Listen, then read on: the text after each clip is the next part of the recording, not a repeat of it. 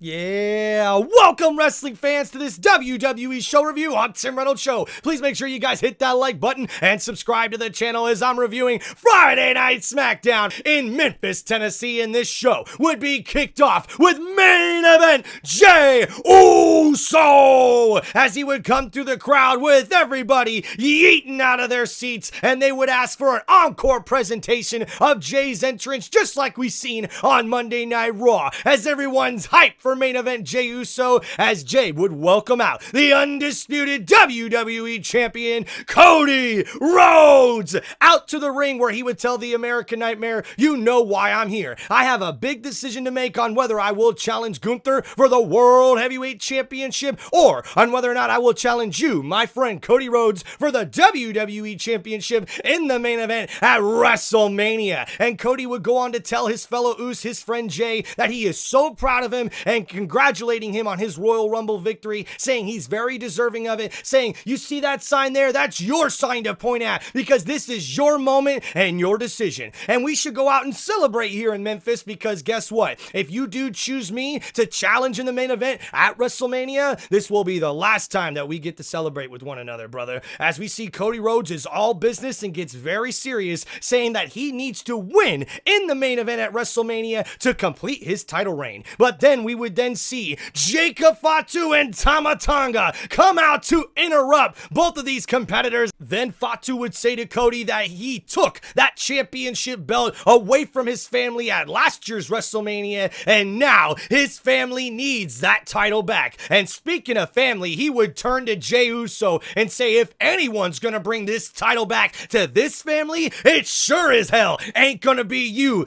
big cuz. And that's when main event Jey Uso would hit a super kick out of nowhere right to the face of Tama Tonga, and Cody Rhodes would have the back of his friend Jey Uso attacking Jacob Fatu, but the Samoan werewolf would attack right back before we would see Jey and Cody have to team up to knock Jacob Fatu out of the ring. And what a way to kick off Friday Night SmackDown, as this would lead to a match later on in the night where we would see Cody Rhodes, the WWE champion, and main event Jey Uso team up to go up against the team of Jacob Fatu, the Samoan werewolf, and Tama Tonga. Man, guys, I gotta give this opening grade an A for this SmackDown opening, guys. It's so cool to see the ovation from the fans for main event Jey Uso, the 2025 Men's Royal Rumble winner. And guys, I gotta know in the comments, do you think Jey Uso will pick Cody Rhodes, the WWE champion, to challenge at WrestleMania, or will he pick Gunther, the World Heavyweight champion, to challenge in the main event at WrestleMania? Let me know what you guys think in the comments. Like I said, I gotta give this opening a solid A grade. I think this is a great way to open up Friday Night SmackDown. Then on SmackDown, we would have our first match of the evening, as we would see Bianca Belair go one-on-one with Piper Niven in an Elimination Chamber qualifying match. And we would see one half of the WWE Women's Tag Team Champions, Bianca Belair, get the victory over Piper Niven after a sick KOD that put Piper away. And guys, I gotta give this match a solid B. I really like the moves back and forth. Piper Niven continues to show that she's one of the better in-ring performers in the WWE's women's division. And guys, how about Belair, man? She continues to dominate every time she's in the ring, looking like one of the best female superstars right now in WWE. And that finishing maneuver on Piper Niven was sick. So I give this match grade a solid B, guys. Then next up after this on Friday Night SmackDown, we see backstage General Manager Nick Aldis interrupted in his office by Carmelo Hayes, as Aldis has a little message for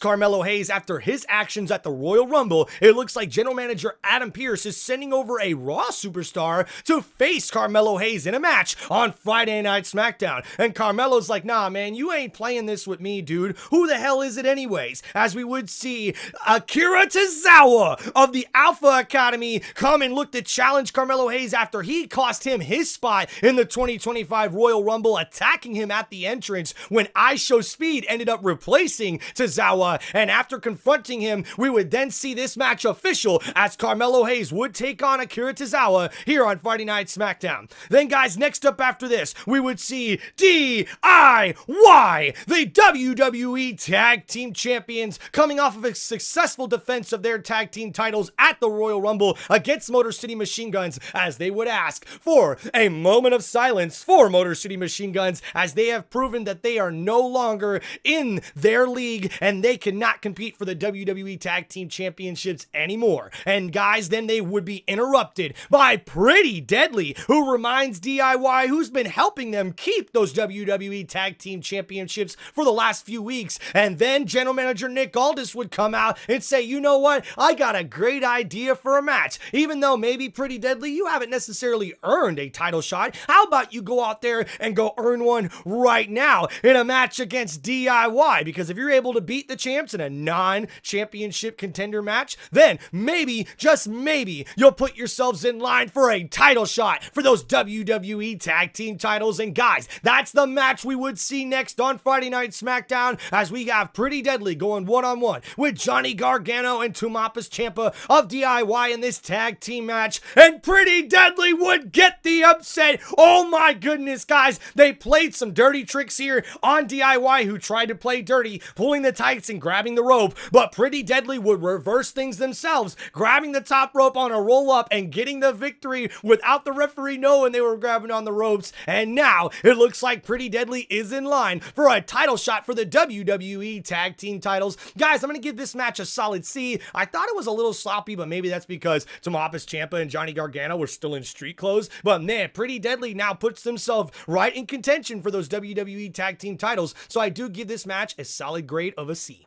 Then next, backstage on SmackDown, we would see The Miz talking with Andrade, telling him he was impressed with their match last week, and he thinks that Andrade could learn a lot from him, The Miz. But we would see Andrade saying, I did learn a lot from you, Miz, after I beat you last week. And Miz would then run into Cody Rhodes, the WWE champion, saying, can you believe that guy, Cody? All these young bloods around here don't respect any of us old school guys, and they would never have our backs. But guess what? We old school, man. So you just know I'll always have your back. And Cody Rhodes would look at the Miz confused, saying, Miz, you don't need to have my back. And that's when Miz would say, hey, look, man, I understand. Last year around this time, it was your story. It was your time to main event WrestleMania. But now things are different. It's Jey Uso's story. And guess what? With that championship belt around your shoulder, you know it's hard to keep friends around here when you're defending that title. So you got to make sure you pay attention, because Jey Uso versus Cody Rhodes in the main event at WrestleMania, now that would be one hell of a story. Then next up on Friday Night SmackDown, we would have our next match of the evening, as we would see a triple threat match that would also be an Elimination Chamber qualifying match, as we would see Drew McIntyre take on Jimmy Uso and take on LA Knight, yeah, in this triple threat match. But of course, we would see Drew McIntyre come out first, as the Scottish Warrior had to get a few things off of his chest, as he is the newest member here in the men's division on Friday Night SmackDown, complaining about how things are ran over there on Monday Night Raw. But Jey Uso would come out to interrupt him and tell him to quit complaining, that everyone is tired of hearing about him and that he can disrespect Jimmy Uso all he wants. But Big Jim, if he wants to say yeet, he could yeet. If he wants to say no yeet, he could no yeet. And guess what? Big Jim's waiting to punch his ticket to WrestleMania by winning this qualifier match and making it to the Elimination Chamber and winning the whole damn thing. But then LA Knight would come out to get his little bit of peace in, telling Drew McIntyre to quit crying. Everybody around the arena and around the WWE universe has definitely been wanting to say that to Drew, and LA Knight goes to remind these boys that he doesn't like Jimmy after he cost him the shot at the WWE Championship just a year ago, and he ain't gonna let the Scottish Warrior Drew McIntyre get in his way of possibly getting to WrestleMania. So then up next, guys, in this triple threat match, we would see Drew McIntyre get the victory after a very athletic back and forth matchup here between all of these competitors. And guys, I gotta give this grade of an A for this match. Man, it was epic. It was very competitive back and forth. We definitely seen LA Knight, Jimmy Uso show off their stuff, but at the end of the day, it would be Drew McIntyre who delivered a Claymore to the back of the head of LA Knight as he went for the blunt force trauma to Jimmy Uso, and Drew catches him off guard and gets the victory, pinning LA Knight, and he now qualifies for the Elimination Chamber with this victory, and I give this match a grade of an A. Then guys, next up on Friday Night SmackDown, we would then see an interview backstage with Damian Priest. As Priest talks about winning the chamber match, he is interrupted by one big SOB, Braun Strowman, as he reminds Damian Priest that he has to get through him and Jacob Fatu, two of the biggest and the baddest in WWE, next week in his Elimination Chamber qualifying match before he could even make it to the chamber or win the whole thing, let alone make it to WrestleMania. And that's when Priest says, hey, I ain't overlooking a damn thing, and we are gonna see one epic matchup in this triple threat match as Braun Strowman takes on Jacob Fatu and takes on Damian Priest in a triple threat Elimination Chamber qualifying match next week on Friday Night SmackDown. Then next, guys, after this, we would see a video message from Kevin Owens after what he did to Sami Zayn on Monday Night Raw, delivering a pile driver and injuring the neck of Sami Zayn after he had to be carted out at the end of the show on Monday Night Raw, as he tells Sami Zayn that he stood there as Cody Rhodes put him through a ladder and caused all these scars on his face, the pain and nerve pain in his back and his neck that he's probably gonna have to live with the rest of his life.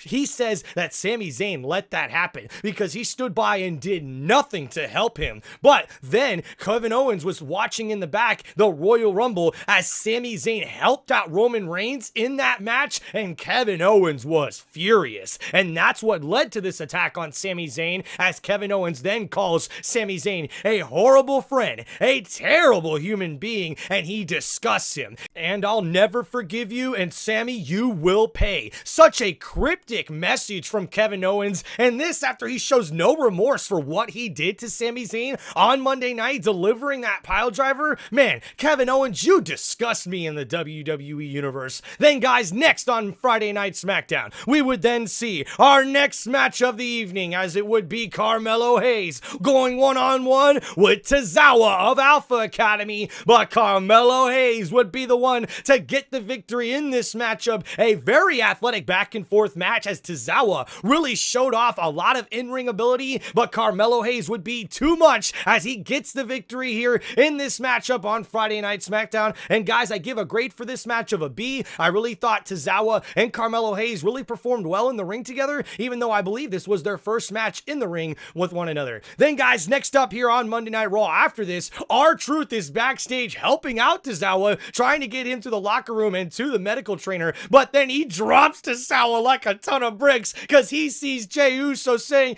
Jey, are you back on Monday Night Raw? And we would see Jey going, what? And he goes, yeah, man, I heard that you won the Battle Royal. And he's like, no, Royal Rumble. Oh, okay. You won that too? And then we would see Jey Uso going, hey, I think you should check on your friend, man. And R-Truth goes, nah, I think he's okay.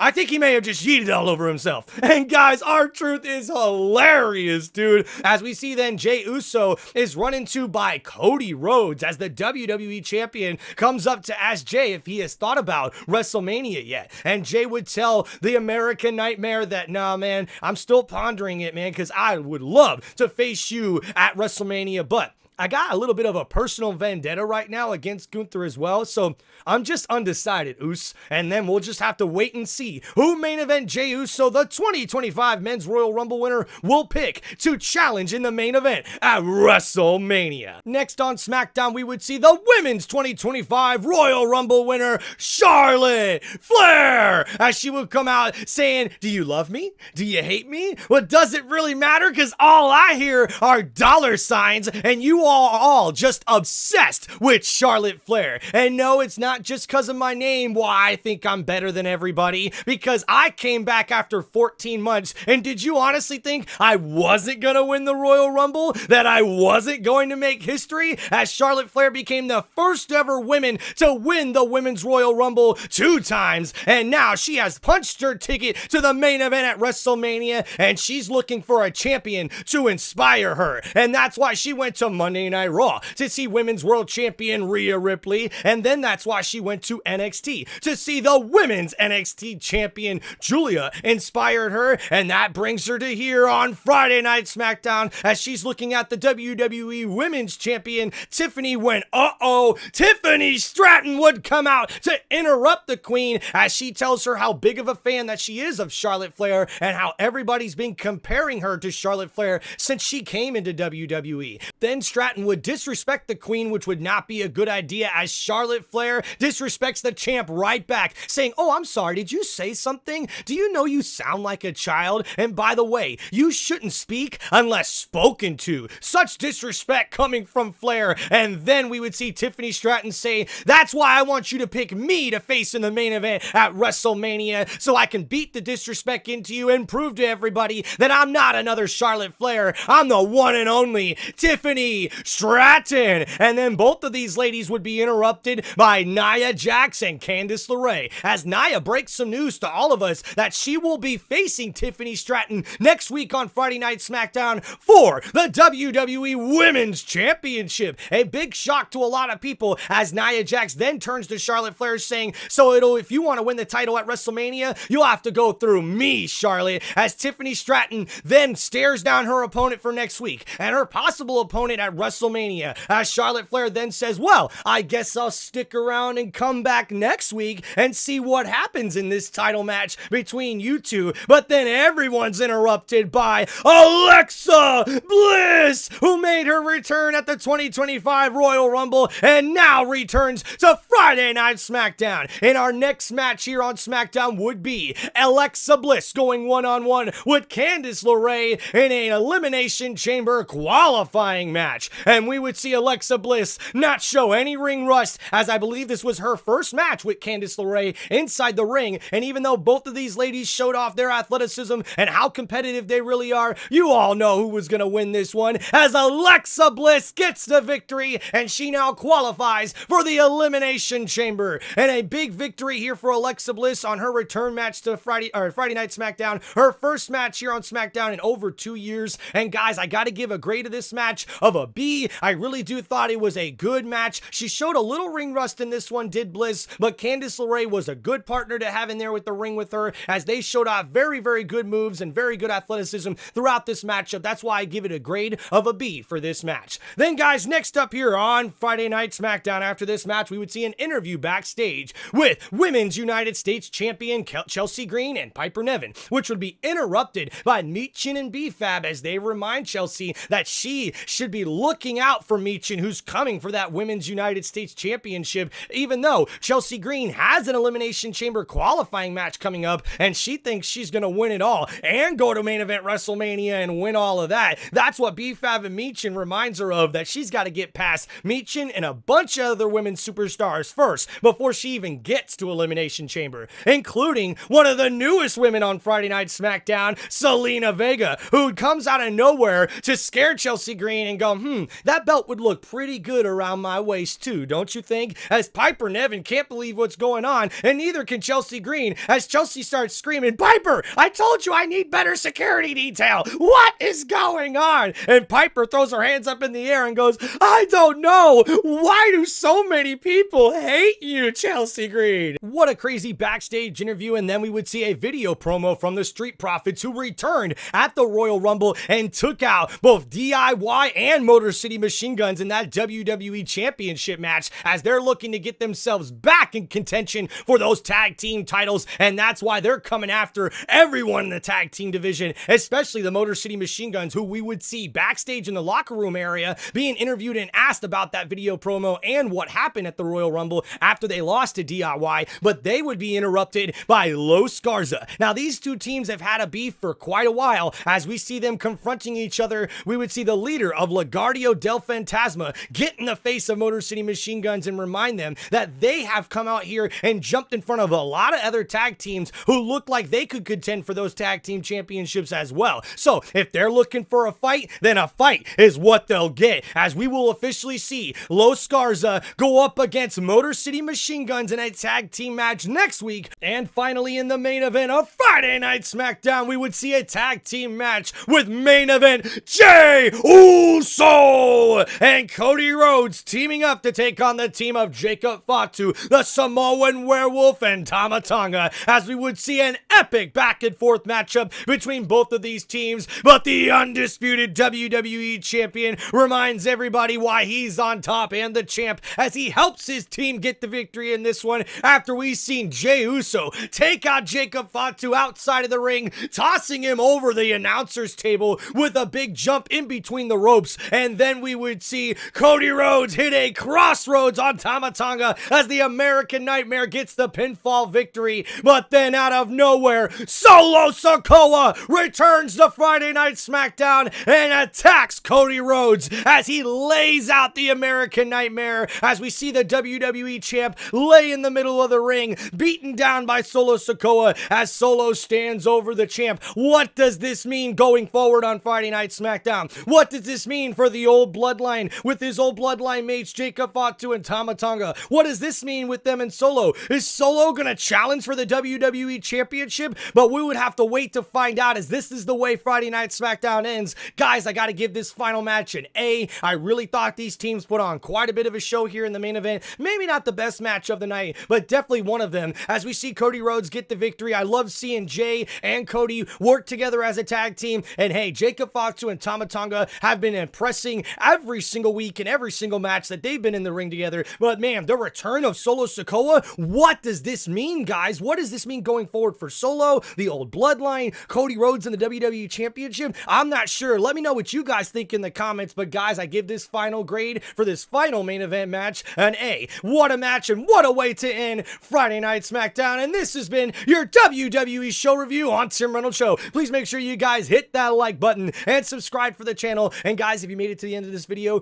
thank you so much from the bottom of my heart to all my subscribers and all my fans here on Tim Reynolds Show. Thank you, wrestling fans, and thank you, WWE Universe, for all your support. Please let me know in the comments what you guys thought of this WWE show review, and please check out more content from Tim Reynolds Show on my YouTube channel, this sports entertainment, football loving, sports broadcasting channel right here on Tim Reynolds Show. Thank you guys so much. Peace out, everybody.